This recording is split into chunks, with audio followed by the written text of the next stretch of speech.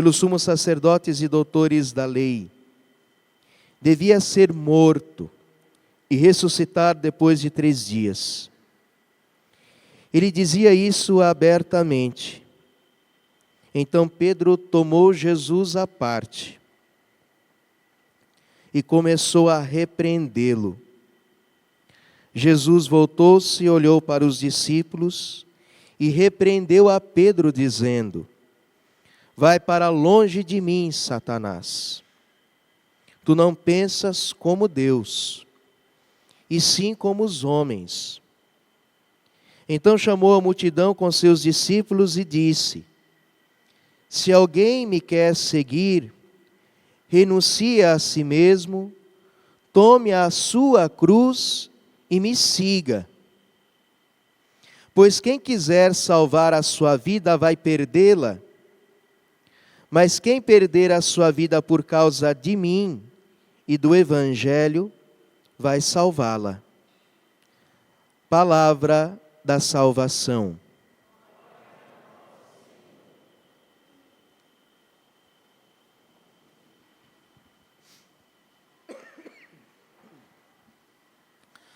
Caríssimos, nós estamos no mês da Bíblia, mês de setembro, e este mês nos dá a oportunidade de sempre crescer e nos aprofundar nos mistérios da Sagrada Escritura.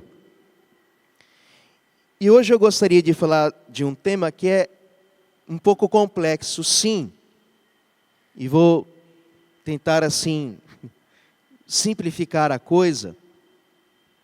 Mas é necessário que nós falemos destas coisas. Às vezes nós, padres, até com a boa intenção de não querer complicar demais as explicações, de não querer dizer, certos assuntos é para os teólogos, dá os problemas que dão. Porque justamente por nós não conhecermos certas coisas, é que por causa de qualquer coisa as pessoas se debandam para outros lugares. Porque a verdade é o seguinte: quem sai da Igreja Católica, normalmente não sai por questões doutrinárias. Sai por questões de afetos, de desafetos, de sentimentos. Briguei com o padre não aceitou o padrinho que eu queria de batismo, eu não gosto do bispo, eu não gosto do papa, aquele ministro da comunhão fez isso, aquele cantor fez aquilo, aquele leitor não sei o que lá, e por aí vai. Então a pessoa desgosta com a igreja e procura outra coisa. Mas se as pessoas soubessem realmente atrás do que eles estão indo, e se eles entendessem verdadeiramente a doutrina que eles estão deixando, e vê-se a doutrina que eles vão abraçar e comparar-se as duas coisas, você poderia estar magoado com o papa, com o bispo, com o cardeal, que você não sairia. Porque se você entendesse o que você está abandonando por causa de problemas pessoais, jamais você deixaria a igreja. Mas porque nós não deixamos claro certas coisas, as pessoas acham que ser católico e ser evangélico é quase a mesma coisa, com algumas diferenças. E aí a gente fica naquelas diferenças que são banais. Essa bobagem de imagem de santo, essa bobagem da veneração de Nossa Senhora, que para os primeiros reformadores protestantes isso não era problema, isso é um problema da decadência protestante de hoje. Mas enfim, esta introdução para dizer que existem assuntos que mesmo que sejam complexos, nós precisamos voltar a falar deles. Veja, meus irmãos, o evangelho de hoje é o evangelho de São Marcos, e ele apresenta a mesma coisa que São Mateus apresenta no capítulo 19. No capítulo 19 está aquela passagem tão famosa da profissão de fé de Pedro, onde nosso Senhor Jesus deixa claro que ele institui uma igreja e que coloca pastores à frente desta igreja, e esta igreja tem o poder de ligar e de desligar, porque tem as chaves do reino dos céus. No evangelho que nós acabamos de ouvir, que é a versão de São Marcos, ele resume essas coisas. Mas ele vai colocar o acento num outro assunto que Mateus não coloca, que é a centralidade da cruz de nosso Senhor. Pedro professa a fé. Tu és o Messias. E é verdade, e esta é a fé verdadeira. Mas a ideia que Pedro tem do Messias ainda não é uma ideia perfeita. Não é ainda a verdadeira fé que deve se professar no Messias. Ele entende que Jesus é o enviado de Deus, mas quando Jesus mostra e começa a dizer às claras que ele veio para morrer, e por meio da sua morte é que vai nos salvar, então Pedro chega para Jesus, achando que está certo, e vai dar um puxão de orelha em Jesus. Diz a palavra que o evangelista usa é que Pedro repreendeu Jesus. Ai, Senhor, para de falar bobagem, falar de morrer, falar de ser recusado, de ser maltratado. Fala essas coisas não. E Jesus diz, Pedro, se não tiver cruz não tem salvação. E você tome prumo, porque se você não carregar a sua cruz, você vai ficar para trás. Em outras palavras. Por isso que a igreja colocou como primeira leitura o capítulo 50 do profeta Isaías. O capítulo 50, 51, 52 e 53 de Isaías são capítulos que nós encontramos 3 cânticos que são chamados os cânticos do servo sofredor. Que é ali, Isaías vai profetizar um servo de Deus que sofre, um servo de Deus que é rejeitado, que é caluniado e que carrega sobre si os pecados do povo. É interessante que na interpretação judaica, os judeus nunca se acertaram, afinal de contas, quem é esta figura tão enigmática do servo sofredor? Mas a profissão de fé cristã sempre entendeu que o servo sofredor de Isaías é nosso Senhor Jesus. A primeira leitura da Sexta-feira Santa é sempre esta leitura do servo sofredor. E nós vemos uma narração perfeita da paixão de nosso Senhor.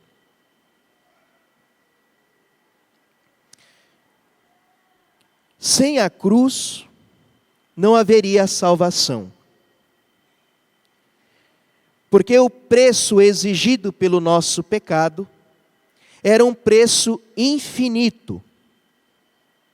E só alguém que tivesse uma honra infinita poderia reparar a honra infinita de Deus ultrajada pelo pecado. Portanto, Cristo, com a sua morte na cruz, mas não só pelo seu sofrimento, o sofrimento era o meio, mas era o meio pelo qual Cristo mostrou a sua obediência, a sua fidelidade e o seu amor ao Pai. E este amor e esta fidelidade que Cristo ofereceu por meio do seu sofrimento na cruz, foi a justa reparação que o homem não pode oferecer a Deus pelos seus pecados. Então nosso Senhor morreu no nosso lugar, não no sentido de que foi punido por nós, não. Isso é teologia protestante. Mas Jesus assumiu o nosso lugar, no sentido de que nós não podíamos pagar a dívida, e Ele pagou por nós, para que não recebêssemos o castigo dos nossos pecados.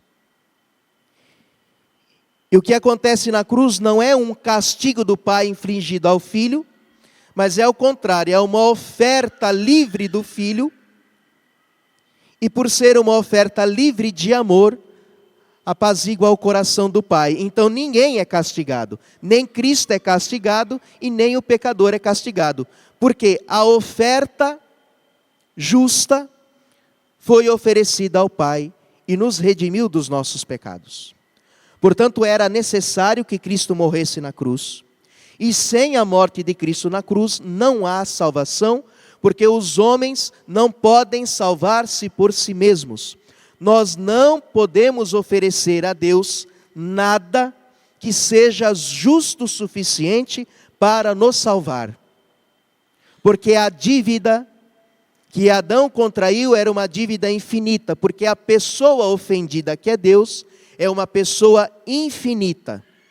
E só alguém que tem uma dignidade infinita pode oferecer ao Pai uma reparação que tem um mérito infinito. Por isso, só Deus pode reparar a Deus. Por isso, o Filho veio e ofereceu ao Pai esta reparação infinita. Até aí, de certa maneira, nós católicos e protestantes concordamos. Cristo morreu por nós e foi Ele que ofereceu ao Pai aquilo que a humanidade não pode oferecer. Só que para os protestantes, a salvação é algo que só Deus faz. E não existe nenhuma contribuição humana para a salvação. E este que é o problema. Porque Martinho Lutero, interpretando o capítulo 3 da Carta aos Romanos, ele vai dizer que a salvação vem somente pela fé. Veja, Martinho Lutero gostava de resumir as coisas. Então, só a Escritura e depois só a fé. É uma teologia muito pobre, que é o reflexo do seu coração. E ele acrescenta, veja, Martinho Lutero acrescenta na tradução que ele faz da Bíblia para o alemão, ele acrescenta a palavra somente a fé, porque no original não está isso. Está escrito que nós somos salvos mediante a fé. Mas Lutero acrescenta, e ele não esconde que acrescenta, ele sabe o que ele está fazendo, e ele ainda diz que deveria ter acrescentado a palavra somente em outras passagens também. Portanto, Martinho Lutero não tem medo de dizer que ele está fazendo uma interpretação e está impondo essa interpretação à Escritura, apesar dele negar que alguém possa ter autoridade de interpretar a Escritura, mas ele interpreta como bem quer. E coloca esta questão de que somente a fé é que pode salvar. E que nós não podemos fazer nada para contribuir com a nossa salvação. Portanto, a salvação é iniciativa apenas de Deus, é operação apenas de Deus, e a única coisa que eu posso fazer é crer, mas para Lutero, crer não é um ato, não é uma obra, isso também já está errado, mas eu só posso crer e nada mais posso merecer, e nada mais posso contribuir. Só que não é verdade. No mundo real, não é isso que nós experimentamos em relação a Deus. E esta loucura de Lutero vai ficar pior quando chega em Calvino, que Calvino vai dizer que a salvação é feita exclusivamente por Deus e que Deus predestina quem será salvo. E Deus predestina quem será condenado. Ou seja, não há nada que possamos fazer para que sejamos salvos. A salvação é uma escolha pessoal de Deus. Então a consequência é o seguinte, é outra coisa também que está fora da realidade. Por quê? Porque você enche a igreja de pessoas, prega que Jesus morreu por você, que Jesus alcançou a salvação por você, aí você vem na missa, você reza, você comunga, você confessa, você se esforça para ser um bom cristão, você se esforça para agradar a Deus, aí o dia que você morre, aí você chega lá e tem a notícia, você não foi predestinado, você vai para o inferno.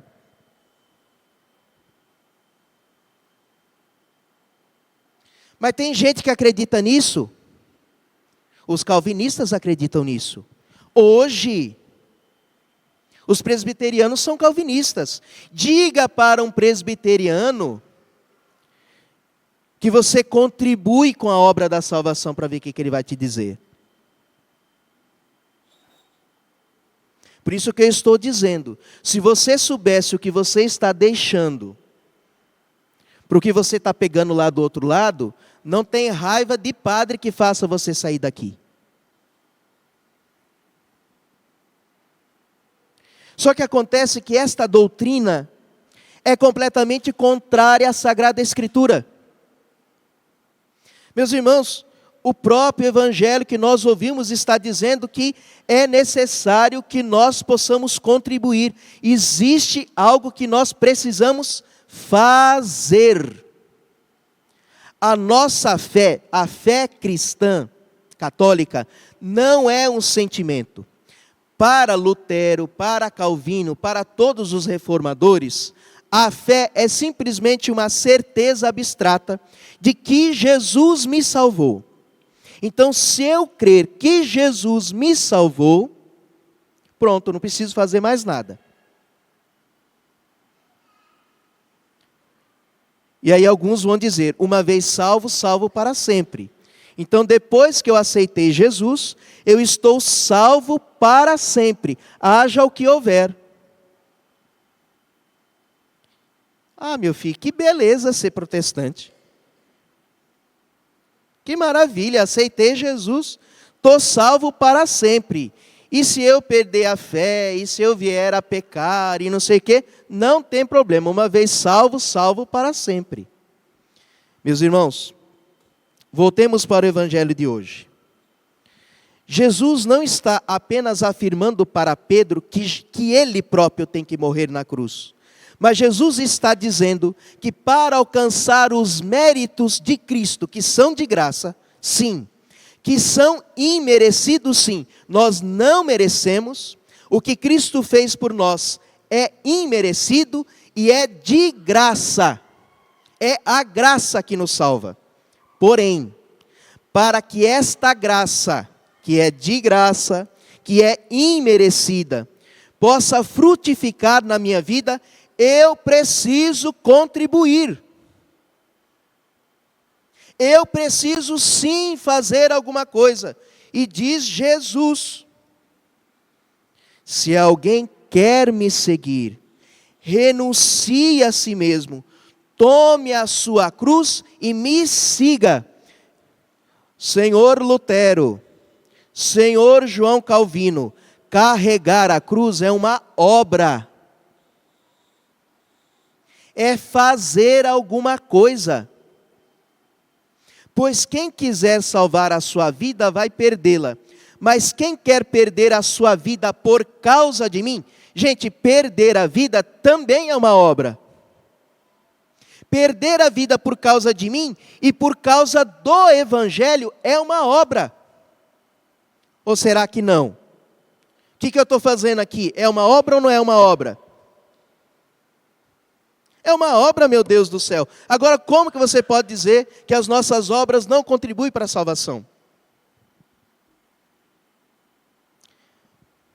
Só que Tá bom, alguém pode dizer, mas padre, o senhor está interpretando esse texto.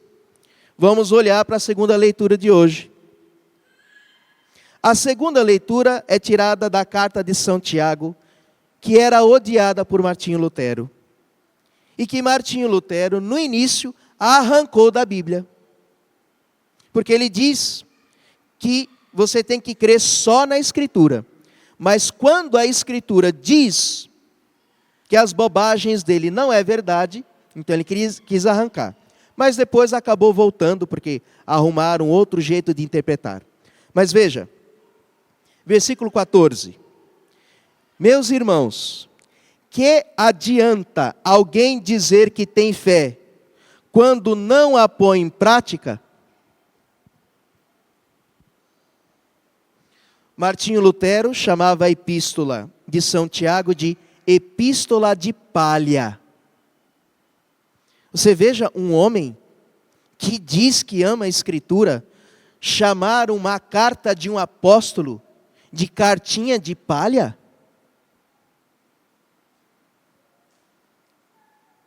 Como é que eu vou sair da igreja de Cristo para seguir uma pessoa louca? E acreditar que a doutrina de um homem que não tinha paz na vida e que morreu alcoólatra, que a doutrina deste doido está certo, e a doutrina de 2000 anos de uma igreja, que sim, tem homens pecadores, mas que apesar dos seus pecados, esses homens não deturparam a palavra de Deus segundo os seus pecados.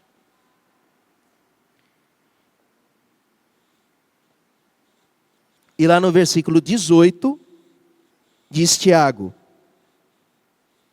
17 melhor dizendo, assim também a fé, se não se traduz em obras, por si só está morta.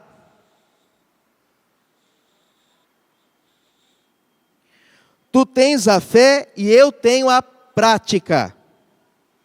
Tu mostra-me a tua fé sem as obras, que eu te mostrarei a minha fé pelas obras.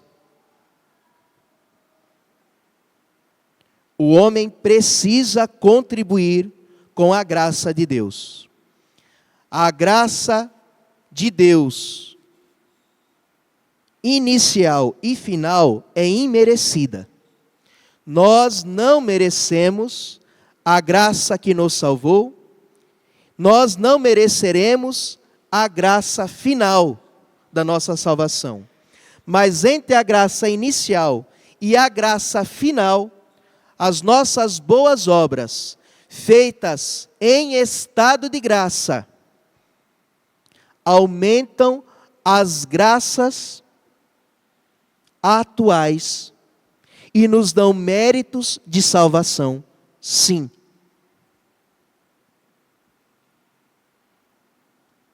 Estão entendendo?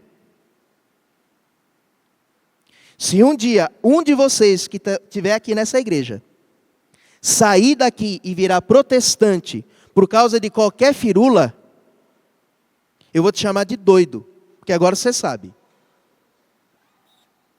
De doido e de doida, de tonto, de bobo. Porque eu estou te provando na Escritura que esta doutrina é contra o Evangelho. E os evangélicos, na verdade, deveriam se chamar anti-evangélicos. Porque Jesus não ensinou essas bobagens.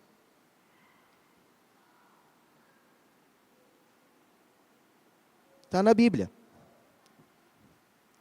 Está entendendo? É um assunto complicado? É, mas não sei se todo mundo entendeu, mas nós precisamos falar disso. Não podemos ser católicos e não sabermos como que funciona a salvação. Porque, inclusive, meu irmão, isso aqui é para você caminhar melhor na sua vida. Se você não entende isso aqui, você fica aí achando que a salvação, você não sabe o que é a salvação. Aí você vem na igreja, você reza, mas no fim você não sabe para onde você está indo.